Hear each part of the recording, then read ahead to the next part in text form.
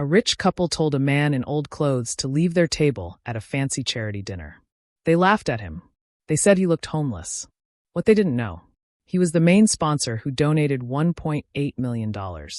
And in 1 hour, their whole world would fall apart. It was Saturday night in Los Angeles. The Sterling Foundation Gala was the biggest charity event of the year. Rich people came to donate money and be seen doing good things. The party was on a rooftop. Crystal lights hung from the ceiling. White tablecloths covered every table. Waiters walked around with champagne glasses. A jazz band played soft music. One table was special. It had a gold sign that said reserved for K, Reeves Archangel Productions. These were the best seats in the whole place. But someone was already sitting there. A woman with expensive diamonds sat in the main chair. Her husband stood next to her, laughing loudly and drinking champagne. Their designer coats were thrown on 2 other chairs. Then a man walked up to the table. He wore an old leather jacket. His jeans were faded. His boots looked worn out. His hair was messy. He had no security guards, no assistants. Just quiet confidence. He stopped near the table and said calmly, "Excuse me. I think this is my table." The woman's head snapped up. She looked at him from head to toe. Her eyes went wide. She grabbed her husband's arm. "Brad, that's the guy we saw in the park 3 days ago. 3 days earlier. Let's go back to understand what happened." It was Wednesday afternoon. The sun was shining. Echo Park was full of joggers and families. Preston Caldwell was driving his expensive Bentley through the neighborhood. His wife Vivian sat next to him. They were coming back from a meeting with lawyers. Their company, Caldwell Entertainment, was in big trouble. They were losing money fast. "Brad, look." Vivian suddenly pointed out the window. "On that bench. Is that who I think it is?" Preston slowed down the car. On a wooden bench near the lake sat a man in an old leather jacket and faded jeans. He was sharing a sandwich and coffee with a homeless man. They were talking and laughing like old friends. "Oh my God," Vivian said. "That's Keanu Reeves." Preston pulled over. They both stared through the dark windows of their car. "I heard rumors," Preston said with a mean smile. "People said he gave away all his money. Lives like a regular person now. But I didn't know it was this bad." They watched as the man handed the homeless person some cash. Then he shook his hand warmly. Vivian shook her head. "How sad. He must have given everything away. Now look at him, sitting with homeless people because he became one of them." "That's what happens when you throw money around like a fool," Preston said coldly. He thought he was being noble. Now he's paying the price. "It's pathetic," Vivian added. "From one of the biggest movie stars to this. He probably goes to fancy parties now just to get free food." She raised her phone to take a photo. "What are you doing?" Preston asked. "I should post this.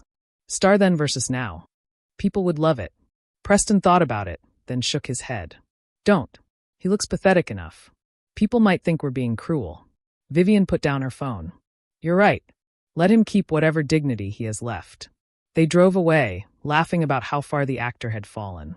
Everything they thought was completely wrong. The man wasn't broke. He was one of the most successful actors in Hollywood. His company, Archangel Productions, made hit movies. He was worth hundreds of millions of dollars. But he never cared about showing off his wealth. He lived in a regular apartment, not a mansion. He rode his old motorcycle instead of riding in fancy cars. He wore clothes until they wore out, not because he couldn't buy new ones, but because he didn't care about expensive things. He was famous for being generous.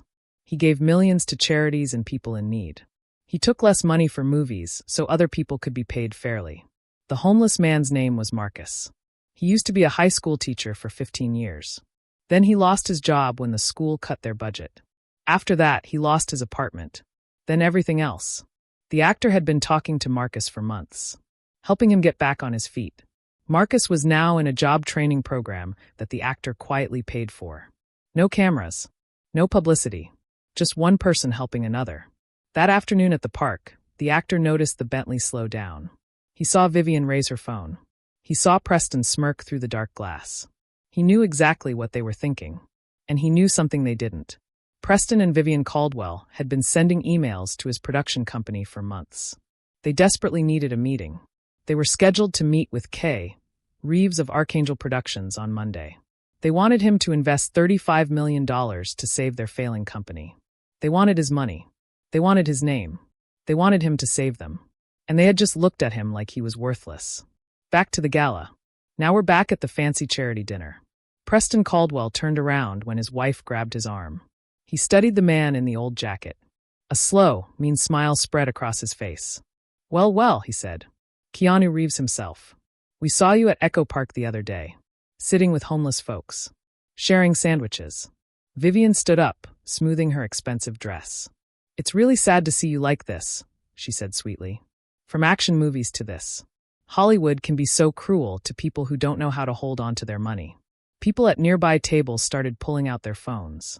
Recording lights blinked red. They sensed something was happening. The man in the leather jacket stood perfectly still. His calm eyes never changed.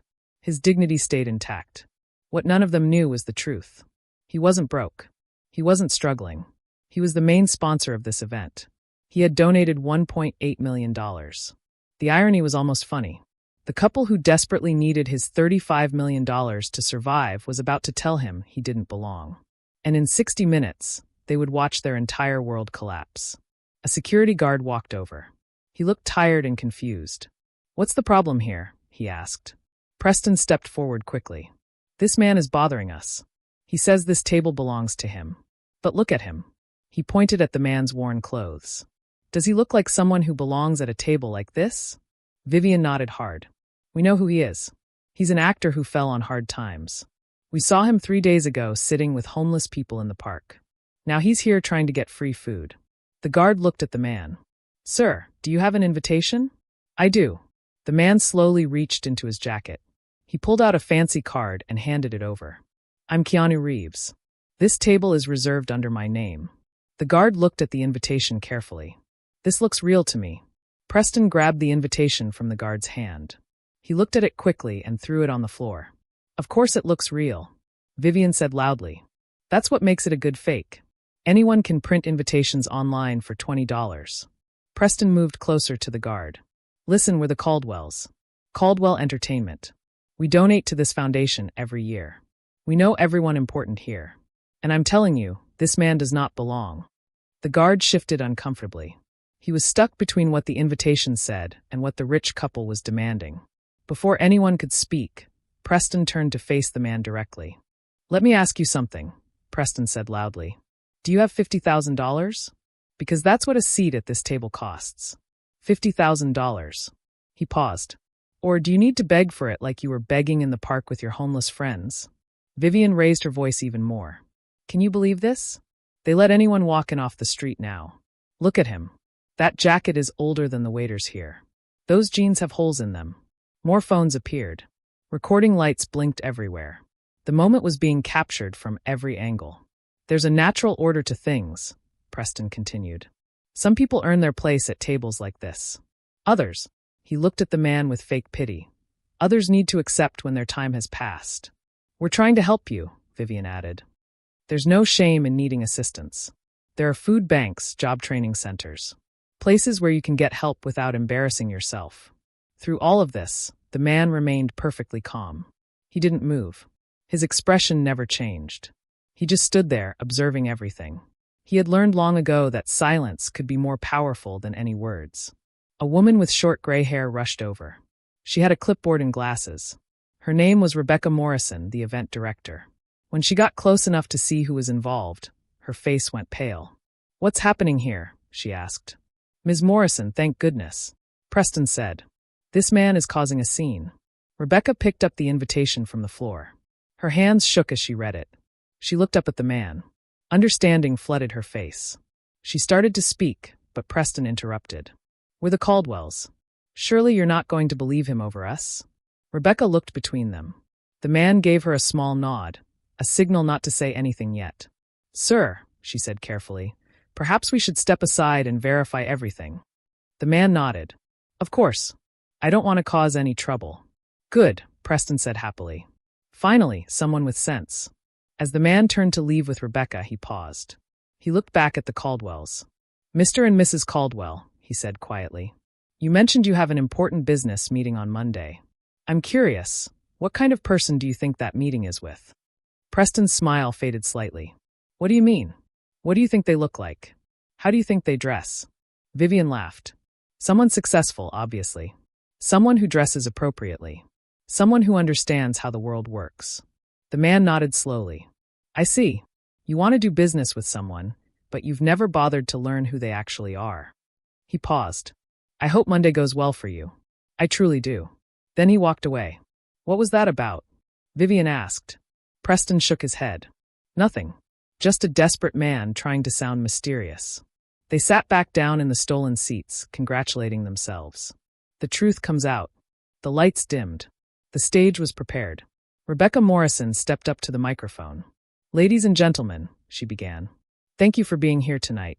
The Sterling Foundation helps thousands of underprivileged children every year. She paused. Tonight, we honor someone who truly understands what this foundation stands for, judging people not by their appearance, but by their character. Vivian felt eyes on her. She started to feel nervous. And now, Rebecca said, I have the honor of introducing our main sponsor, a man whose generosity made this entire evening possible. The room went silent. A man who gives not for recognition, but because he believes in helping others. Preston shifted in his chair uncomfortably. A man who was just told minutes ago that he doesn't belong here. Vivian's heart started pounding. Brad, she whispered. Something's wrong. A man who was called washed up, who was told to find a food bank, who was asked if he needed money for decent clothes. Every eye in the room turned toward the Caldwell's table. Rebecca smiled. Ladies and gentlemen, please welcome our keynote sponsor, the man who made tonight possible with his incredible donation of $1.8 million, Mr. Keanu Reeves. The spotlight swung across the room. It stopped on the man in the old leather jacket. For one frozen second, no one moved. Then the room exploded with applause. Vivian couldn't breathe. Her mind kept repeating. $1.8 million. Main sponsor. K. Reeves. K. Reeves. How had she not seen it? Beside her, Preston sat frozen. His face turned white. His champagne glass slipped from his fingers and spilled across the white tablecloth. The man walked toward the stage. People reached out to shake his hand as he passed. He walked right past the Caldwell's table. Vivian opened her mouth to say something, but no words came out. He didn't look at them. He didn't pause. He simply walked past like they weren't there. And somehow that silence was worse than any words. The applause continued as he climbed onto the stage. Rebecca handed him the microphone. Thank you, he said warmly. Before I talk about why we're here, I want to share something that happened earlier tonight. The room went completely silent. About 20 minutes ago, I arrived at my table. He gestured to the front row. That table right there. When I got there, I was told I didn't belong. That my time had passed. That I should find a food bank instead of crashing charity dinners. A murmur went through the crowd. I was asked if I had $50,000 for a seat, or if I needed to beg for it. He paused. You know what? I'm not angry. Those words don't define me. They define the people who spoke them. Vivian started crying silently. Tears ruined her makeup. 3 days ago, he continued, I was sitting on a park bench, sharing lunch with my friend Marcus. Marcus was a high school teacher for 15 years. He loved his students. Then budget cuts came. He lost his job. Then his apartment. Then everything. The room listened in complete silence. While we were talking, a car drove past. An expensive car. The people inside saw me with Marcus. They took photos. They laughed. They assumed that because I was sharing a meal with a homeless man, I must be homeless too. He looked directly at the Caldwells. That couple is sitting at my table right now. Vivian let out a small sob. Preston stared at his hands. They weren't wrong to see me with Marcus. They were wrong to think that's something to be ashamed of. Applause started to build. They were wrong to judge someone based on clothes. Wrong to believe money determines who matters. The applause grew louder. That couple has a meeting with my company on Monday. They want me to invest $35 million in their project. Gasps filled the room. They've been emailing for months. But they never took 5 minutes to find out who they were asking for help. Preston suddenly stood up. Please, he called out. Let us explain. We didn't know. We made a mistake. The man raised his hand gently. Preston's voice died. That's exactly the point, Mr. Caldwell. You didn't know who I was, so you felt free to treat me like I was worthless. Preston slowly sat back down. The question isn't whether you'd treat me differently if you knew I was wealthy. Of course you would. The question is, how do you treat people when you think they have nothing to offer you? He let that sink in. The Monday meeting is canceled. I don't invest in people who look down on others. Because if this is how they treat someone they think is nobody, how would they treat their employees? Their partners. The room was silent. But tonight isn't about them. It's about 15,000 children who will get the chance to pursue their dreams. Children who might be overlooked because of where they come from or what they wear. The room rose in a standing ovation. Security escorted the Caldwells out. Every table they passed fell silent. People turned their backs. Friends looked through them like they didn't exist. The walk to the elevator felt endless. When the elevator doors opened, reporters were everywhere. Camera flashes exploded. Microphones were shoved in their faces. Do you regret what you said? Is it true you lost a $35 million deal? How does it feel to be called out by Keanu Reeves? Preston pushed through without answering. Their phones wouldn't stop buzzing. By the time they got home, everything had fallen apart. Business partners pulled out. Their company filed for bankruptcy 3 months later. Friends abandoned them. Their country club kicked them out. Preston never learned his lesson. He blamed everyone but himself. He lost everything and remained bitter. But Vivian was different. She got a divorce. She sold everything. She moved to a small apartment. Then she started volunteering at a community center, teaching acting to underprivileged kids. Slowly, she found peace. She found purpose. She became the person she was meant to be all along. The real lesson. This story asks an important question. What if that man hadn't been Keanu Reeves? What if he really was homeless? Would how they treated him be okay then? The answer is no. How you treat people when you think they can't help you. That's who you really are. Not everyone you meet will be rich or famous. But everyone deserves respect. The waiter serving your food. The person cleaning your office. The stranger behind you in line. Treat them with dignity. Not because of what they can do for you, but because it's the right thing to do. That's the real measure of character.